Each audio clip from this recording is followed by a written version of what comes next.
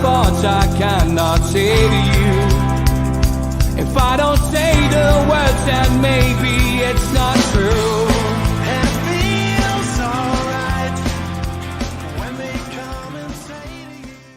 Good afternoon, welcome along to NUFC Matters with me, Steve Wraith. Thursday brings us Supermac and Gibbo. Good afternoon, gents. Hi, Steve. Hi, John. Hi, guys. How are you doing? Great, good to see you both. And the anniversary today, Malcolm, of another great number 9 of our club. Tom Dixon pointed it out in the chat, so I thought we'd start with this. Jackie Milburn would have been 99 today. What a player and what a gentleman, Malcolm. Oh, I saw him play. Now I was 6 at the time, and Newcastle. Fulham had travelled up to Newcastle and played at St James Park in the FA Cup third round, and this would have been 1956, January 1956, and would you believe that the draw having taken place, that in the at the school, the headmistress stood up in front of the whole school in assembly on the Monday, and she said, and our local club Fulham got a very creditable draw up at Newcastle United, and get your atlases out and see where Newcastle is, sort of thing, and she said, and so. The replay is taking place on Wednesday afternoon. No floodlights in those days, of course. And she continued to say, and if anybody seriously wants to go to see the game, they can take the afternoon off. Come here in the morning, do your lessons, have lunch, and then you can go to, can you imagine that happening these days? Dear me. So I thought, right, that'll do for me. And I went and saw one of the most fascinating games that I've ever witnessed. Newcastle were 4 up at half time, and Fulham came out in the second half, and they gradually started to knock goals in, and they got back to 4 each. And with about 3 or 4 minutes left of the game, Fulham had a corner.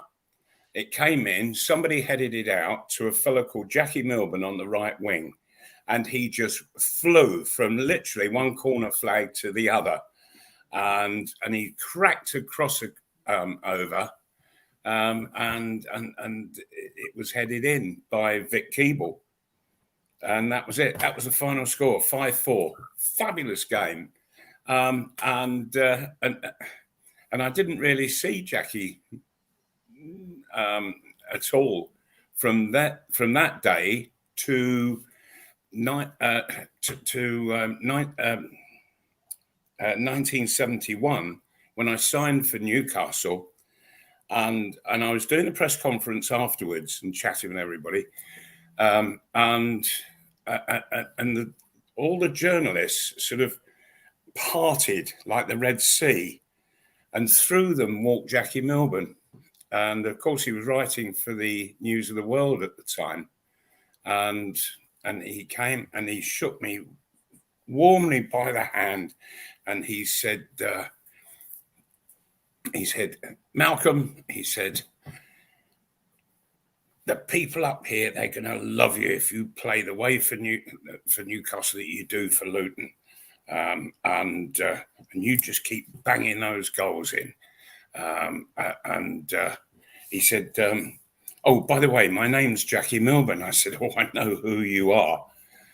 He said, "Oh, right." He said, "Well, important that you get yourself all settled in up here in the northeast, so that so get a bit of house hunting done." I said, "I was planning to come up next Friday." He said, "Good, meet me here outside the ground," and he said, "I'll show you around." And he gave me this guided tour of the whole of Tyneside, and we chatted in his car all the way.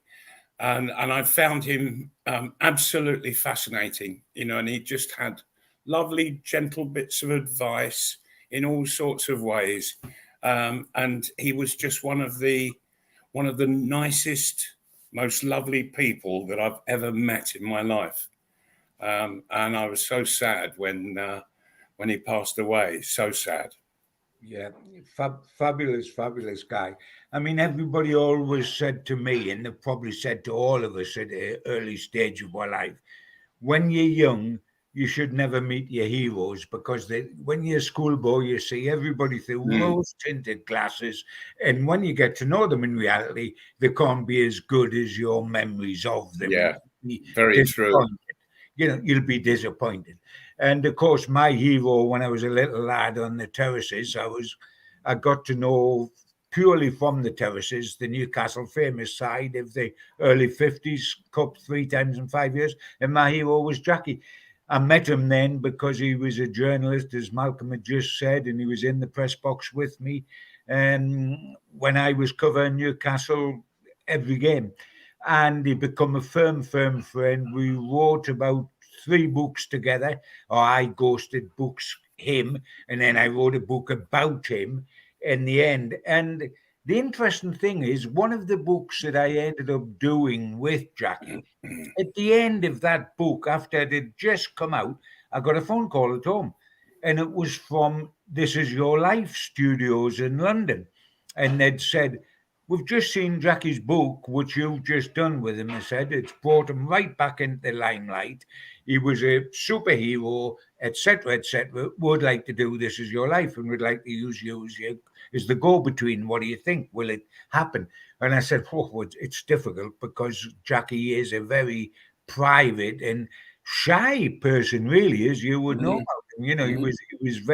He was always staggered that he was famous, sort of thing, and that he remained famous after he played." Yes, And he then was. Yeah. he did. And I approached Laura, his wife, and said, "How about it?" And I had to approach, because if he found out at any stage that he was going to be on This Is Your Life, the program's off. They won't do a program where the guy knows it's happening. He's got to be totally surprised. So I had to phone Laura when I knew Jackie wasn't in.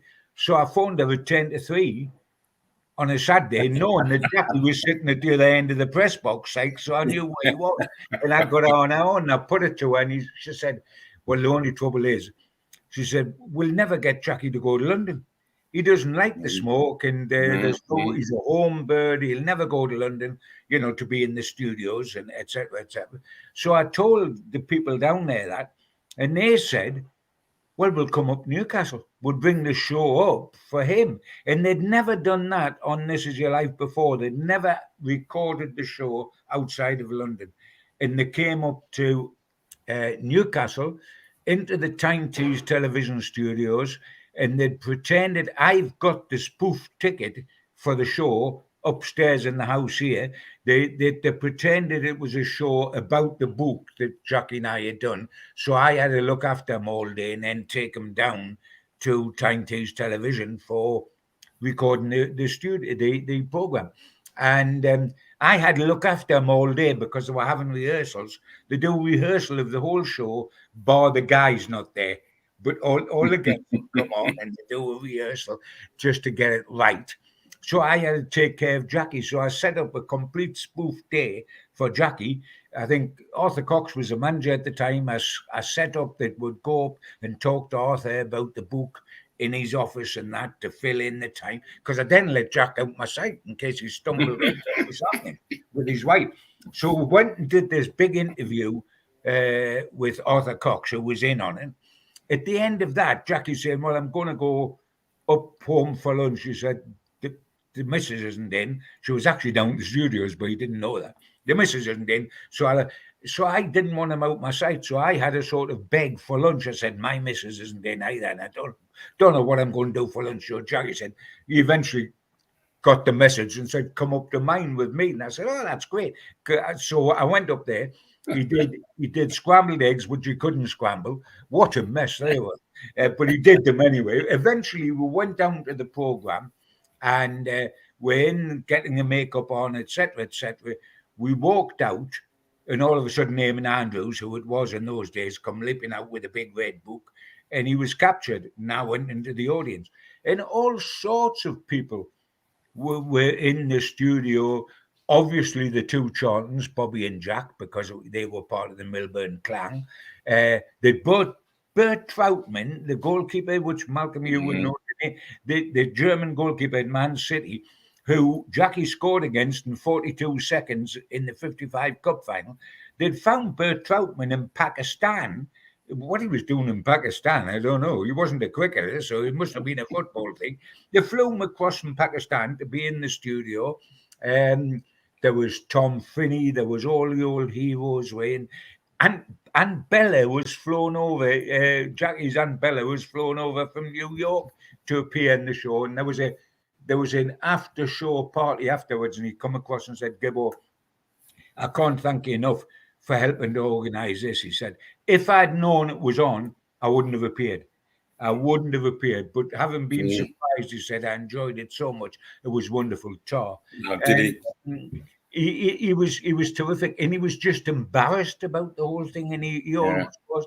I remember when he died, bless him, final story, he had cancer, which we all knew. I mean, he'd smoked in the 3 FA Cup finals at the beginning of the 50s. He'd smoked at half time in the Wembley dressing room. He'd sat with his gear on, having a fag while the team talk was taking part in all 3 finals. And Newcastle, can you imagine these days, athletes, when Newcastle used to go to London for away games, when they got on the train and they had a special compartment, Stan Seymour gave them all a packet of 20 players' cigarettes.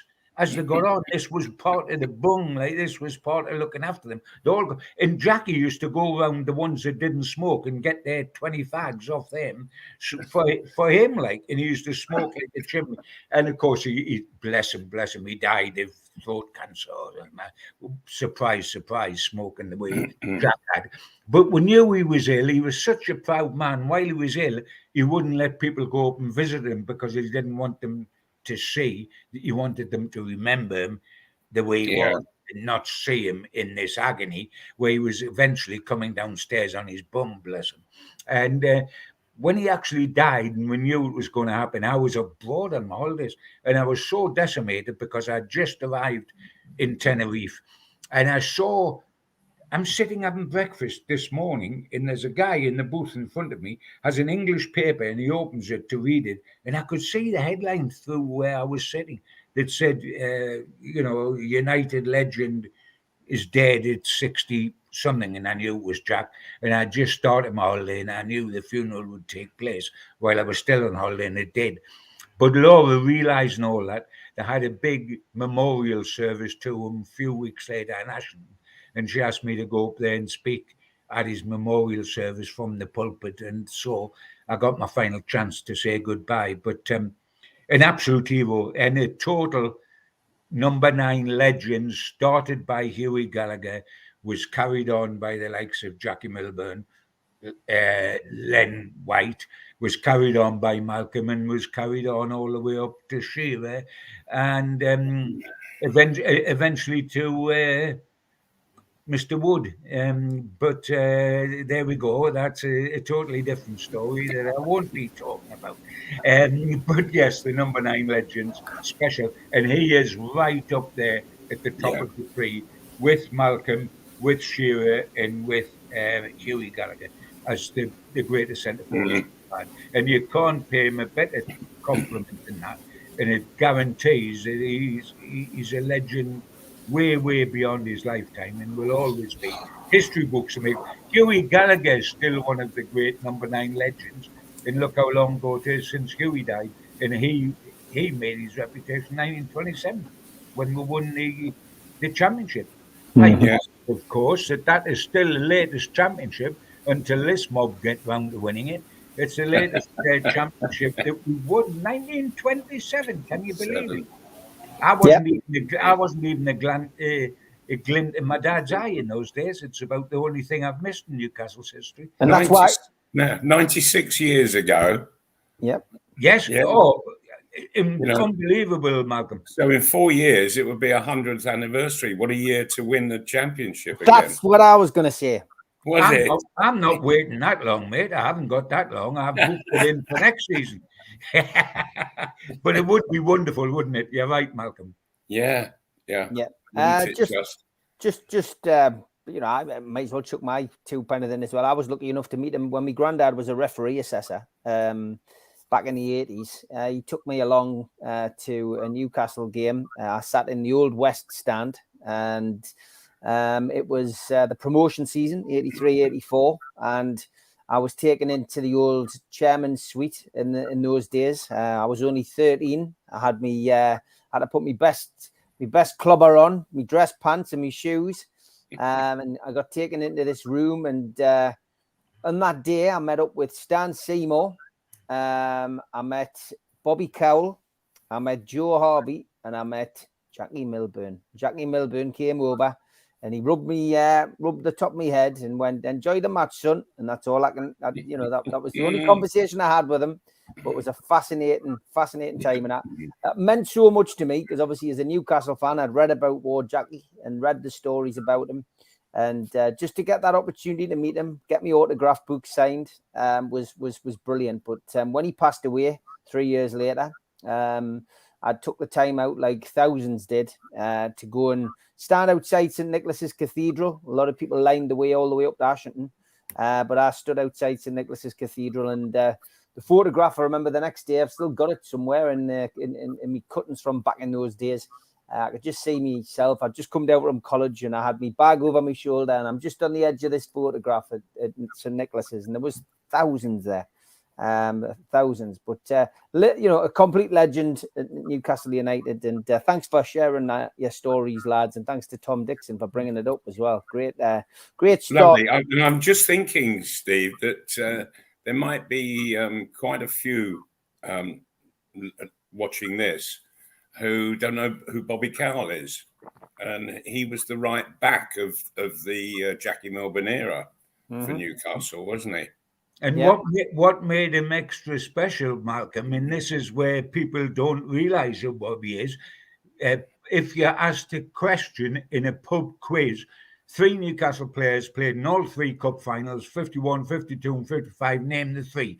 Well, immediately everybody names Jackie Milburn and Bobby Mitchell because they were the blue chip players. They were the superstars. The third one was Bobby Cowell, who people very rarely realise because he wasn't the big name. He was a right back and he wasn't an international, etc., etc. So people, forget, and that's the name that catches them out when you've got to name 3. I mean, Milburn and Mitchell stand out there with the 2 superstars. Bobby Cowell, who was the best mate of Joe Harvey. That's right. Yeah. Because I got to know Bobby Cowell because he was forever there. Correct. At the training ground. Because of Joe. Come in the dressing room, while we were getting changed. He was his big mate, and the two wives knocked about together, Bobby and Joe. They were the big mates. But yes, he was the third member that played in all 3 games. Okay, moving on. We do like to encourage questions on here. Lee G was in first with this one. Question for Supermac: if you could choose to play under any Newcastle manager of the Premier League era, who would you choose?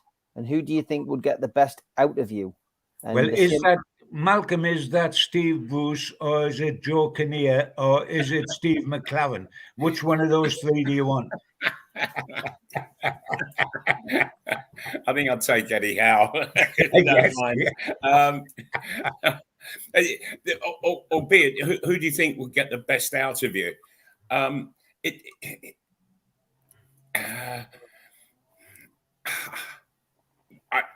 Going back to Joe Harvey, Joe, he could just in one line, he could just G you up and get you into a really positive frame of mind, and that's pretty much all I needed now and again, because I was completely focused on scoring goals, making goals. Causing the opposing defence a nightmare. And you can't do that standing still. So you've got to be on the move all the while to get that done. But I think the manager who has impressed me the most is Eddie Howe. I have to say that.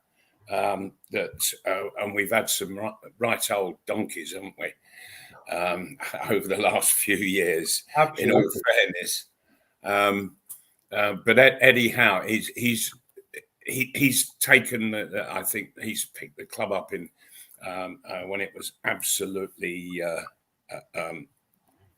falling on its face, and he's resurrected the whole thing. So yeah, well done him. Plus the fact I do like the way that he sets the side up and the way they go about the game. It gives forwards every chance, and when you look back, that Newcastle have just scored 13 in 3 games. All right, then there was Arsenal, but nevertheless, Newcastle on form can score goals for fun. I see a guy called Lee's just asking a question along the bottom there. Who did I think would get the best out of Malcolm? And I think the same guy, Eddie Howe. And the reason I say that is, first of all, Eddie Howe plays on the front foot. He's not a defensive coach, which Benitez was and other managers were.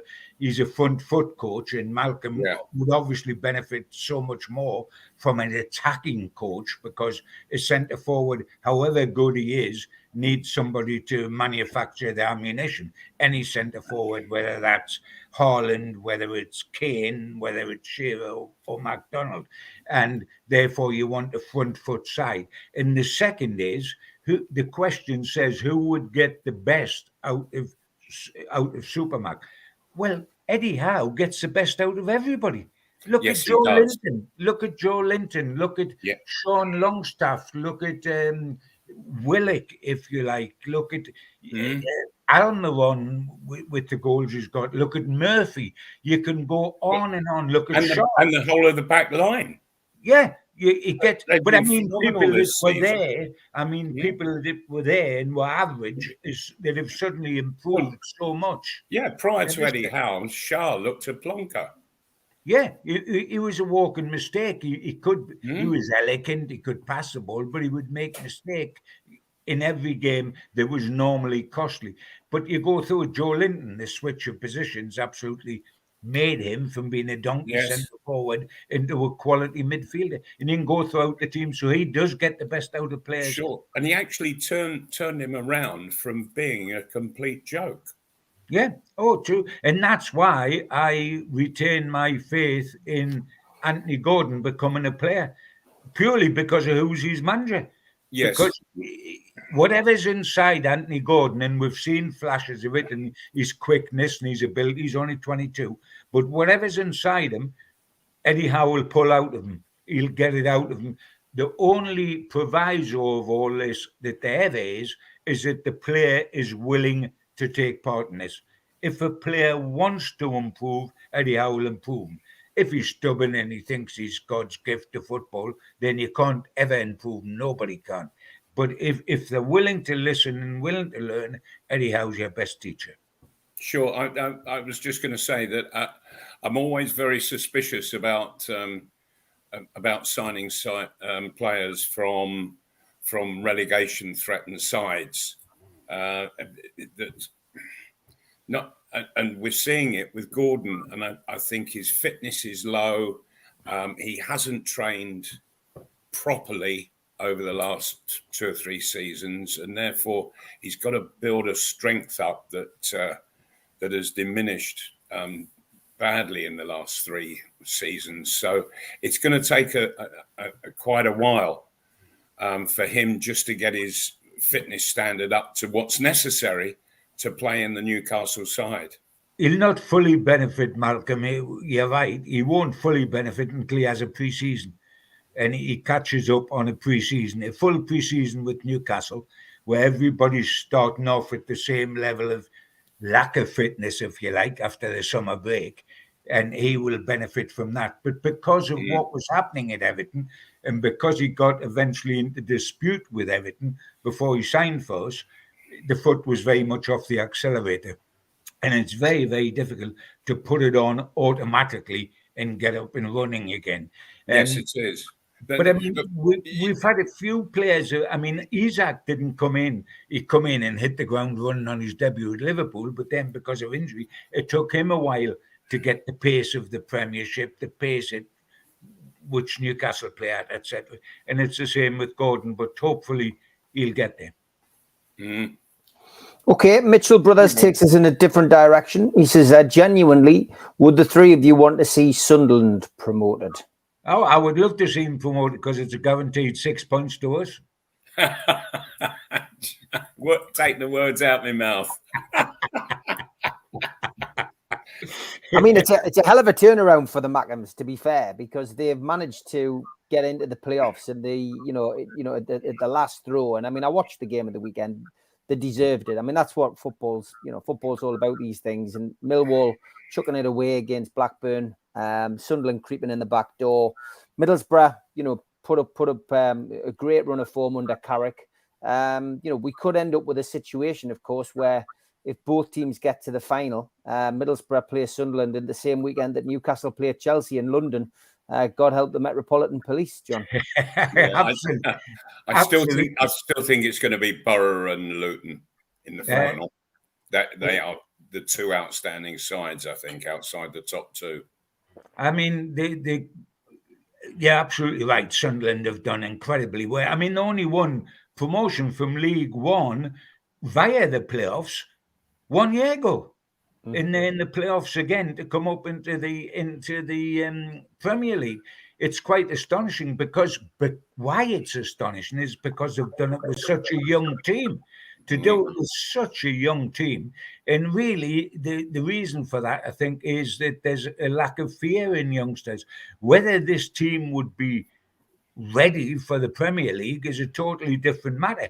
But they've got the impetus, Is it a 9-match unbeaten run or something they've been on? It's certainly a long unbeaten run. So they're coming in bottom of the playoffs, position-wise, bottom of the playoffs, but in form, and that's how they sneaked it donkeys years ago when Gabbiadini and Gatesy were playing against Newcastle. Newcastle were the top of the pile to qualify for the playoffs. Sunderland were the bottom of the pile to qualify for the playoffs, and Sunderland knocked out Newcastle at St James's Park, and then went on to beat. Then went on and lost to Swindon in the final, and Swindon got tucked up for illegal payment, so Sunderland went up. How lucky can you get? I mean, do me a flipping favour. You can't make it up, can you? The star of the Sunderland side, and this is one of the problems they would have if they do come up. The star of the Sunderland side is a little kid on loan from Manchester United that cost Manchester United about 34 million. Never played in the first team because he was bought for the future. But of course, they'll lose him next season. So, if they do go up, they've got a big, big hole to fill.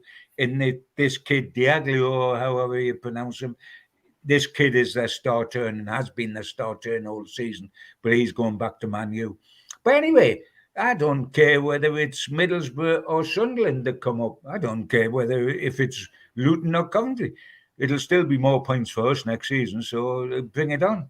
Great stuff. Halfway through the show, time for the ads. A big shout out to all our sponsors. Thanks to Skips and Bins, telephone 0800 25 45 25 3, email inquiries at skipsandbins.com, website skipsandbins.com, easy contract free and pay as you go waste collection. Thanks to Mr. Vicky's sauces, handmade in Cumbria. You can order them from their website, mrvickies.co.uk, or by calling 01768 210 102. Thanks to Media Arts for all the help with the video technology. Thanks to qtechshop.co.uk, the makers of pool tables and snooker tables in Wallsend, Newcastle. If you enjoy the show, please hit the little thumb under the video and like the video. Click share to share to your other social media, or subscribe. It's free, and we do 7 shows a week. If you want to become a member, you can click join underneath this video. There are different packages to suit all different pockets. And if you want to become a cult member, then put your smartphone over the QR code. It'll take you straight there to the website, which is NUFCmatters.com. If you go in via the website, just click membership pack. What do you get for your money? You get a pen, you get a cup, you get a membership card and a scarf, and entry into the monthly draw. Don't forget, we are available as a podcast on iTunes, Spotify, and other podcast providers. And we also support the food bank on this show. NUFCfansfoodbank.co.uk is where you'll find the matchday bucket. You can make a virtual donation today. We've also got some events coming up over the next couple of months. An evening with Peter Beardsley at the Tyneside Irish Centre. Tickets available from NewcastleLegends.com. Or go to Woucher and get a 40% discount. Our end of season due is the 27th of May at the Tyneside Irish Centre. Tickets are a tenner from NUFCmatters.com. An evening with Gavin Peacock takes place on July the 10th at the Tyneside Irish Centre. Tickets from NUFCmatters.com for that event. And the following night, Gavin will be at the Tynemouth Surf Cafe. Go to their website for ticket information. We've got a vast range of t-shirts, merchandise and memorabilia available at our website. The Isaac t-shirt is doing well. Go to NUFCmatters.com to buy one today. Okay, Dave Bullman says, are the lads confident of still getting top 4 this season? Malcolm? Yeah, absolutely. To finish in the top 4, Newcastle have to win 2 of their remaining 4 fixtures. So, and on the form of what they've shown over the season, I can't see them not getting it. I would absolutely agree with that. I mean, having looked at the teams that's around and about there and looked at the fixtures these teams have got, Spurs have blown it because I think they can only get maximum points, so would have 1 more than we've got now. Spurs are out of it. Brentford were the team people scared because of the games they had in hand. They blew it spectacularly against Everton, 5-1. What a sensation. I mean, Everton, 5 goals. Have they scored 5 goals all season? I mean, they scored them in 1 match. They hadn't scored 5 goals all season. So Brentford have got to play all of the top 3 in the remaining fixtures. They've got to play Man City, Arsenal, and Newcastle. So I think you forget them. It boils down, if you accept, as I think we all do, that Manchester City and Arsenal are away and are already in the Champions League, it boils down to 2 out of 3 then make the Champions League. And that's Newcastle, Manchester United and Liverpool, who have won 6 on the trot and have got 3 games left, all of which are easy. They've got Leicester, they've got Aston Villa, who's gone off the boil, and on the last day they had Southampton. Well, you're going to beat Southampton on the last day if you need to, aren't you? Because they're horrendous. I mean, Southampton can't beat a carpet. I mean, they're absolutely hopeless. So, and it's ironic. Liverpool wouldn't be in the mix if they hadn't got 6 points against us. That's the only reason they're in the mix. They wouldn't be in the mix without those 6 points.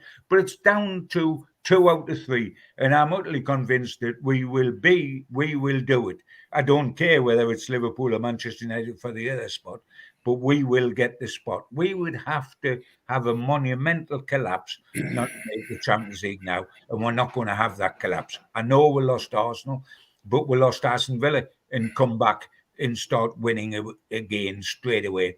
And I would expect us to do that after the Arsenal game.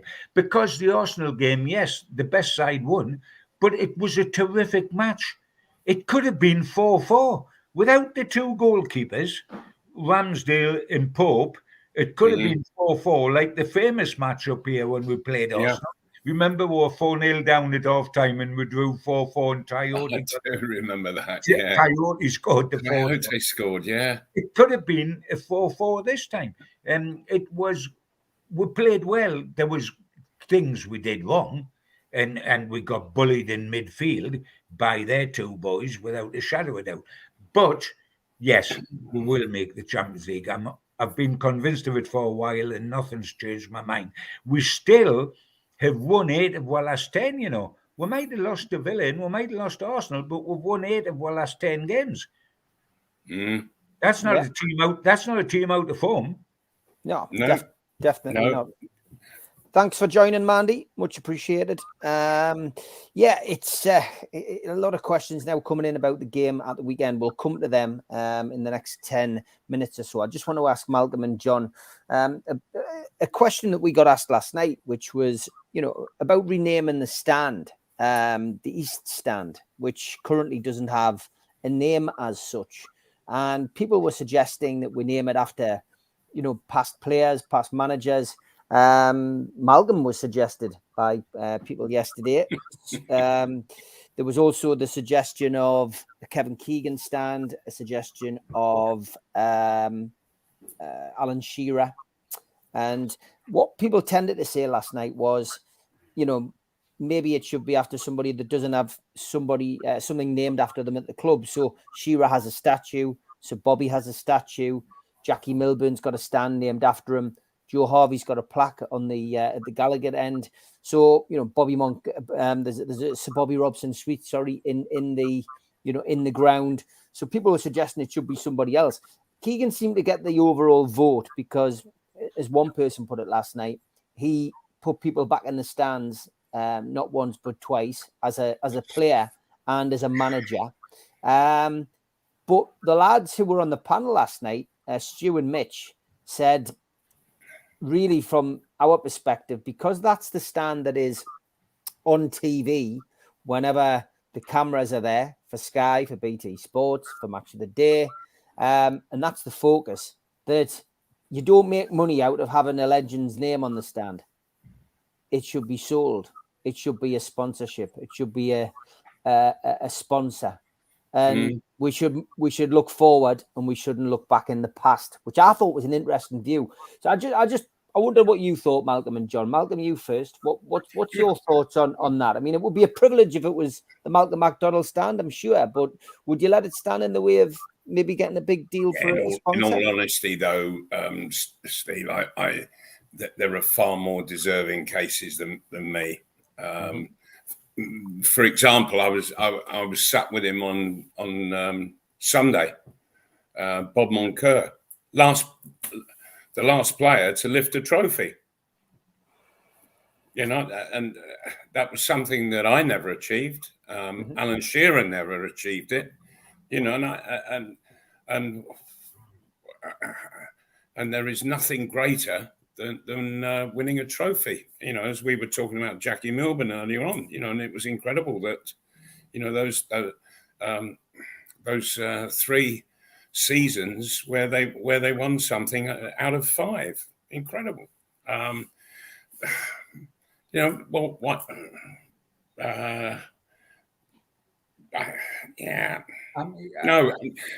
get the money in. Get the money in. It's a professional sport, and if somebody's going to sponsor it for a couple of million a year, get the Wonga in the bank. As long as it's not Wonga, they do it because we've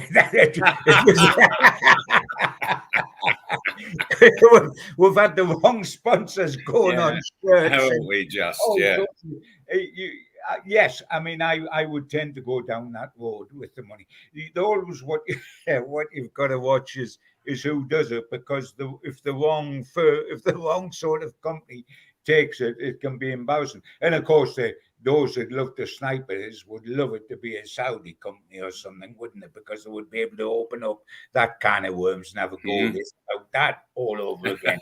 But I agree with let's sell it, because one of the problems we've got at the moment, which both Malcolm and I have highlighted before, is because of deals that's gone before, they restricted our owners into what you can do on the fair play, because they can't get the money they deserve of shirt sponsorships or whatever. So if this is another lever to get us some money in, because it would be a new idea, nobody's doing it at the moment, so it would be a blank canvas to sell. Let's go down that route. If we can't go down that route and we can't get sponsors, I think we should call it the Joe Kinnear stand, but that's just a personal opinion. The John Gibson stand. Standing salute. The Gibbo stand's got a ring to it. Well, I would. There's so many people in our past that you think deserve a statue, for example. Before we thought of stands, why Bobby is sacrosanct. He's the most lovely man, Bobby Robson, all that. But really, you can say Kevin Keegan deserved this statue before Bobby because he took them higher in the league. He got runners up twice. He built the entertainers and he got promotion as a player. But if you say that Kevin Keegan deserves it because of what he did as a player and what he did as a manager, then the bloke that really deserves the statue is Joe Harvey, who twice won the FA Cup as skipper. The third time 55 was coach. And then the European trophy as manager. So, you can keep John, going I'm on. fully with you on that. I just feel that the club over the years has almost disregarded Joe. When you think that there's a statue of Bobby Robson, and yet Joe Harvey's got a little plaque tucked around. And only because of a bunch of fans. And only because of a bunch of fans, Malcolm. It was the first club that got that done. And so it would be nothing to Joe. And it was due to go but near the front door, wasn't it? The main door. But then it was switched to put it round the back end of the ground. And I thought, what an insult, for heaven's sake. He had an incredible record at the club, did Joe, and he deserved better, much better. Yep. Okay, well, it's an interesting one. One thing I think we'll all agree is what Stu says: name the toilets after Mike Ashley. Now there's a good idea. Now there is an idea. Can I open that one? You can do, yeah. You can cut the ribbon. Dave says, I wouldn't mind the idea of a stand sponsored and give extra revenue. It's better than changing the name of the stadium. But seriously, says Austin, sponsor it to reinvest in the club. Which is, lots of people saying that. Derek says, make money for them for now. Then when we are financial fair play, so we go down the sentimental road. Right. Yes. If you're going down the route of then why not let somebody sponsor the ground and change the name? Yeah. From St. James Park. There was a bit of an uproar when Ashley tried to do it, wasn't there? Yeah. Totally. I me being old-fashioned and being a Geordie, I don't want to see it called anything else but St. James Park. I'm not saying I don't want to call it the Dulux Paint Stadium. I'd rather not if I could help it. But yes, we've been down that one and it caused a few. But there is that alternative, which the guy just run along the bottom there. If we want to keep the tradition of 130 years of St. James's Park, let's keep that and flog and make a couple of quid off the stand by sponsoring the stand. And it's a few more quid than a stand would normally be, because as the boys said on Steve's program the other night, it is right in the eye line of all the live television that comes on because of the cameras. So the name, you could sell the name bigger because it's going to be up there, as we all know with Sports Direct, of course. Yeah, lots of people saying we should call it the Dark Arts stand. What, after Arsenal's dark arts against us on at the weekend, you mean? Well, we reaped what we sowed, John. Fair play to Arsenal. I've not criticised them this week for what they did. But I don't think any of it deserves any criticism. It's called professionalism elsewhere. Why are you going to make it easy for the? If you're Newcastle, why should we make it easy for the opposition? If it's the opposition, why should they make it easy for us? It's up to the referee to decide what's within the limits of the law and what isn't.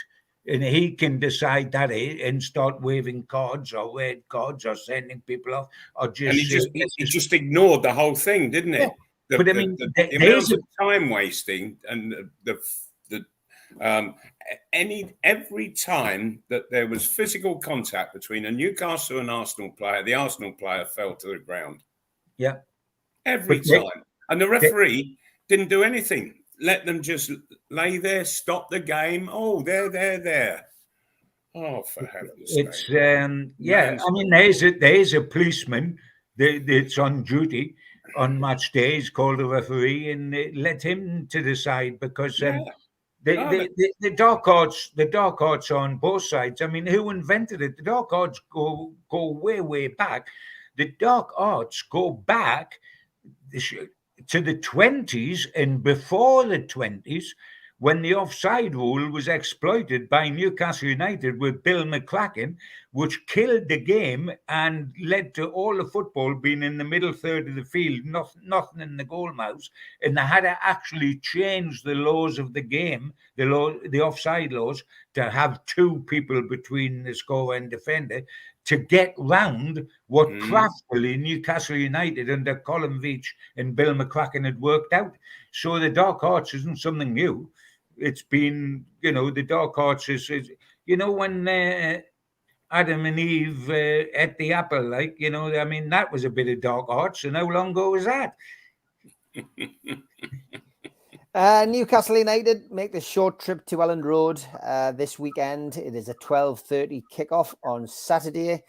Sam Allardyce lies in wait, the self-confessed top coach in the world. And it's live on BT Sports. 2,900 away section tickets have been sold.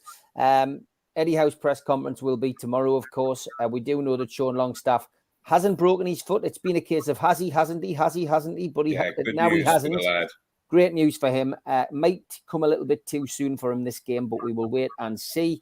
Jamal Lascelles, we have had it confirmed now officially that he will miss the remainder of the season with a calf problem, which was sustained in training.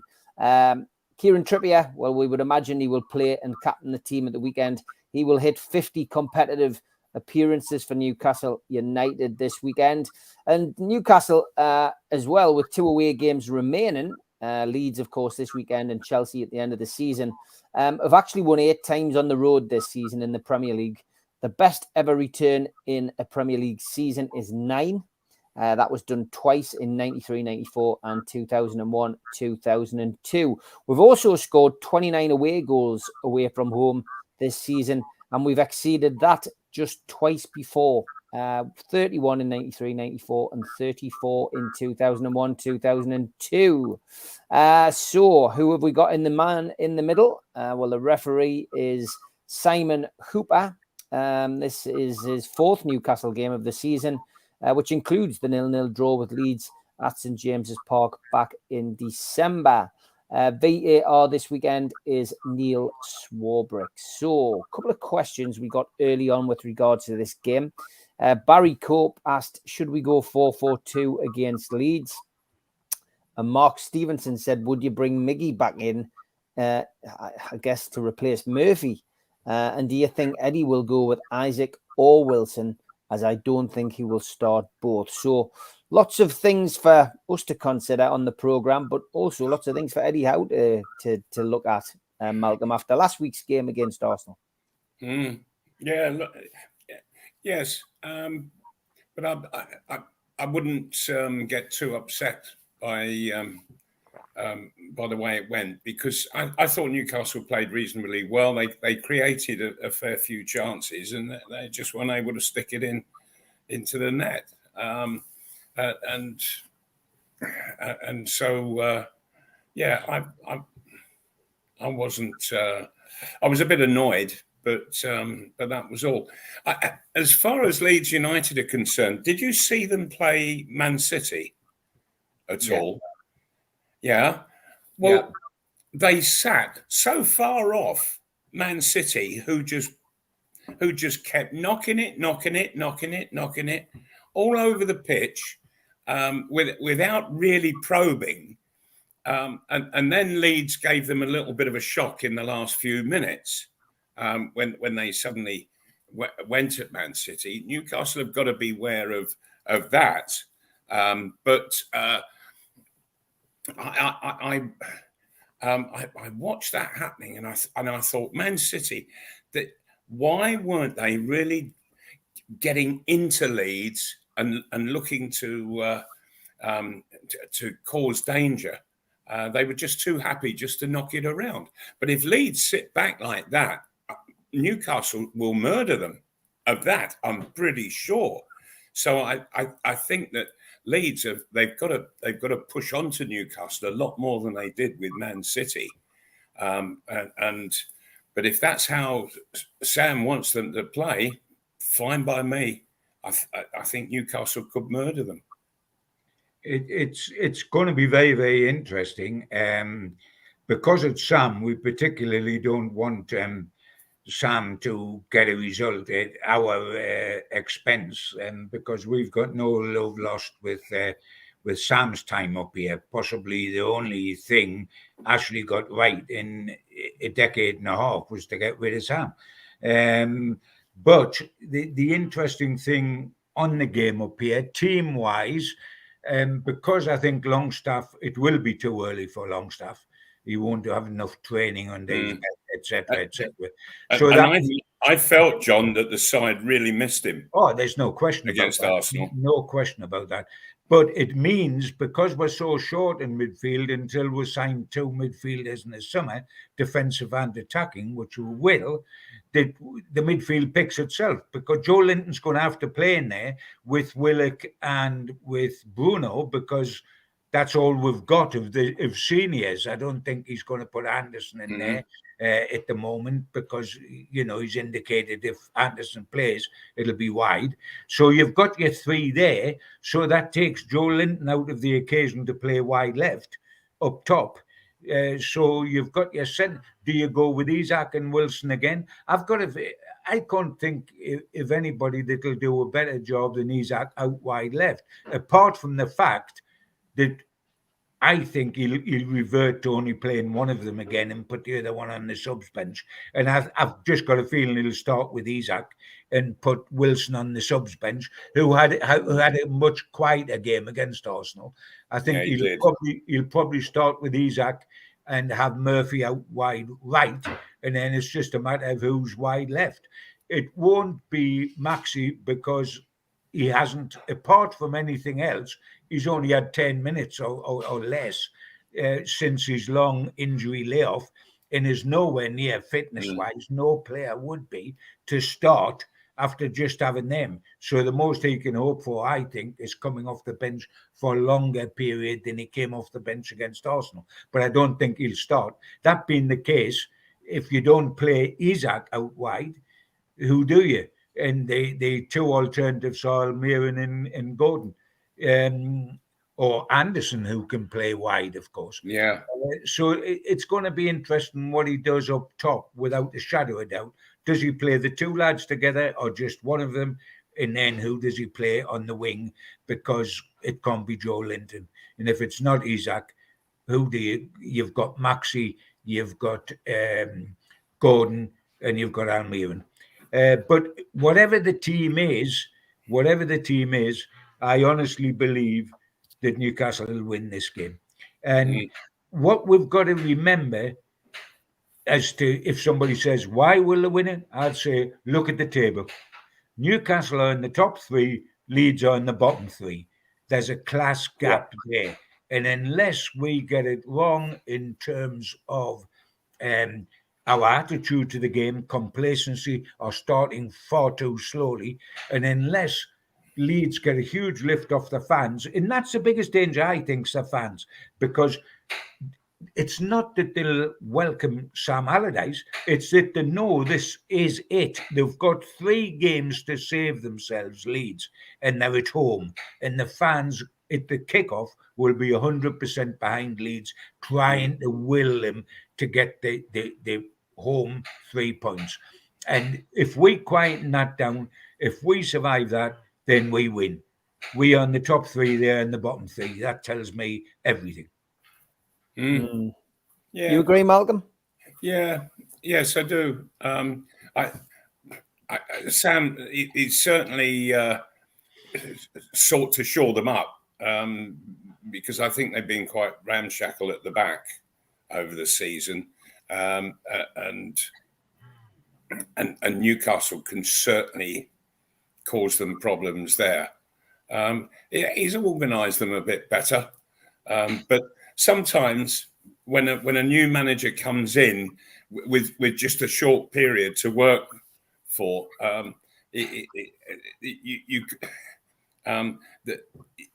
they tend to have a very positive effect for one game, but then things sort of revert back to what's been the status quo over the season for Leeds. I think if Newcastle keep it tight, first 15 or 20 minutes, and don't let them score in that period, and then start to come out and play. And if Leeds do play in the way that they played against Manchester City, when Man City had the ball, Leeds just dropped right off Man City. And Man City, I thought they went about it in a too easy manner. They weren't positive. If Newcastle stay positive for that final hour, then I can't see any other way the game will go but a win for Newcastle. Sam Allardyce went on record, and he goes on record saying all sorts of things like I'm as good as Pep, and I'm as good as Arteta, and I'm as good as Klopp, and he says he wants to be the flying doctor that Hodgson's been at Crystal Palace and that Neil Warnock's been at Huddersfield. Well, I'm looking for him to become the flying doctor that Frank Lampard's been at Chelsea. And if he has the Lampard effect on Leeds, that'll do for me. Because dear old Frank's lost 6 out of 7 at Chelsea, hasn't he? So the problem, Leeds, everybody's talked about Leeds having a great morale booster because they only lost 2-1 to City. That, for me, is an absolute nonsense, because when you're down the bottom, you don't get the only thing that gives you a morale boost is a win. If you're down the bottom and you lose and you're running out of games, that's no morale booster. If that was a morale booster because it was 2-1 against City, then that weekend when West Ham beat Manchester United 1-0, Everton beat Brighton 5-1, and Forest beat Southampton 4-3, it was such a morale booster they dropped into the bottom 3. They weren't in the bottom 3 before they kicked off against City. They're in the bottom 3 now. And by the way, as Malcolm said, the only reason it was 2-1 was because Man City went about the game properly, got a 2-goal lead, and then thought, we can get the cigars out because we're going to Real Madrid on. That's right. We don't want to, we're not going to exert all our energy here. This job's done. This lot's hopeless. They should have gone 3-0 up with a penalty. The minute the penalty wasn't a goal, they went straight down the other end and scored Leeds. But it was never a 2-1. The class gap was absolutely ginormous. But Man City got the job done and then just concentrated on Real Madrid. Newcastle haven't got any diversion this weekend. They can concentrate on the hour and a half alone. And if we just kill the crowd off early doors and we do the right things, we win. If we do the right things, we win. And I'm taking us to win. Mandy, thanks for joining the channel. She says, hope we win on Saturday because Liverpool will not drop any points. We do deserve to get the top 4 as we've never been out of the top 5 all season. And C. Dan Smith, I did catch your post there earlier on. Yes, it would have been your dad's birthday today as well, of course. T. Dan Smith, the late T. Dan Smith, who was a very influential figure in the Northeast. He says, great show again, just like being back in the Northeast. Prediction, the Mal, from you, please. I'm going to go for a Newcastle win, 2-0. 2-0 to Newcastle. And you, John? I'm going 2-1, and the only reason I'm going 2-1 is because in the last 14 Premier League games Newcastle have played, they've only kept 1 clean sheet. In the last 16 games they've played, which includes the League Cup semi-final and final, they've only kept 1 clean sheet out of 16. This is the best defence in the league, mine. But they've still only kept 1 clean sheet out of the last 16 games. So I'm taking that to continue, which means Leeds score. We win 2-1. That's the theory. I'm going 3-1. A bit more adventurous this weekend. Newcastle to win 3-1. Same reason as you for that goal conceded, though. They seem to have sacrificed a bit more of entertainment for those goals at the back. But yes, great show as usual. 6 o'clock next week, if that's okay with you, gents. Back to the 6 o'clock slot on Thursday. And look forward to seeing you both then. Malcolm, John, take care. All right. All the best, and boys. everybody. All right. See you guys. Enjoy the week.